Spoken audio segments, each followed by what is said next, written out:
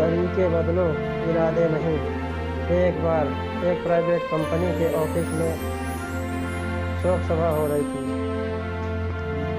जहां ऑफिस के बाहर एक बोर्ड लगा था। जब ऑफिस के कर्मचारी ऑफिस पहुंचे, तब उन सब ने उस बोर्ड को देखा।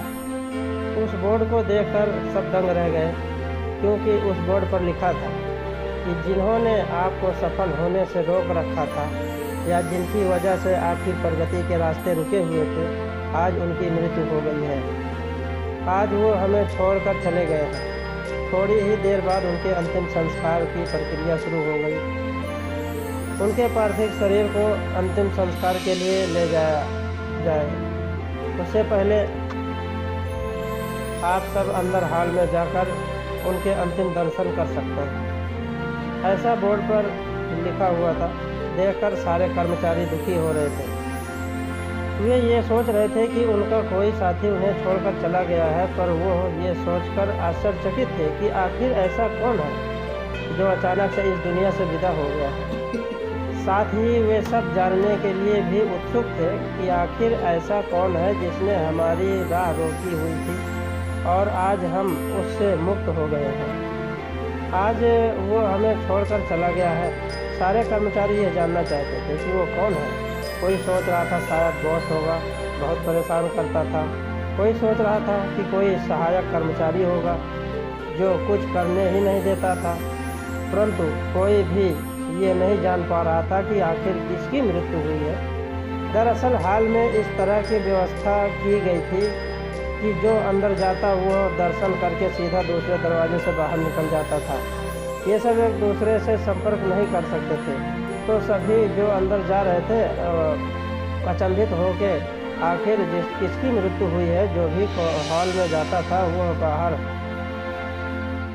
बाहर था, मानो उससे कोई झटका लगा हो। आखिर कौन था अंदर? जो कर्मचारी अंदर जा रहे थे उनमें से एक कर्मचारी हमेशा ये सोचकर दुखी रहता था कि सभी कोई काम नहीं करने देता तो कभी वो बड़ा खुश था। सोच रहा था कि चलो अच्छा हुआ कि कोई तो गया जिससे मेरा रास्ता रुका हुआ था। अब उसके अंदर जाने की बारी थी।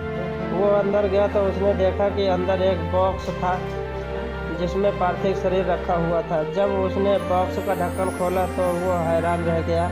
उसके अंदर कोई पार्थिव शरीर नहीं था, बल्कि अंदर एक शीशा रखा हुआ था और उसके पास एक नोट रखा था जिस पर लिखा था कि ज़िंदगी में वो आप ही हैं जिसने खुद का रास्ता रोका हुआ है। आपने खुद ही अपनी तरक्की को रोक रखा है। आपको अपनी कमजोरियों को समझने और उसको दूर करने की ज़रूरत है। ये सब पढ़कर वो आदमी शर्मसार हो गया। उस दिन उसे समझ आया कि वह दिन भर दूसरों को दोष देता रहता था। असली कमी उसके खुद अंदर थी। छोटी सी कहानी है, लेकिन हमें सिखा देती है कि सभी के जीवन में कुछ न कुछ कमियां हैं, कुछ खामियां हैं। उन कमियों को ढूंढने और दूर करने की कोशिश कीजिए, ना कि हर वक्त दूसरों में कमियां ढूंढें। हर वक्त वो मत कहिए पढ़ने का या आगे बढ़ने का माहौल सही नहीं है।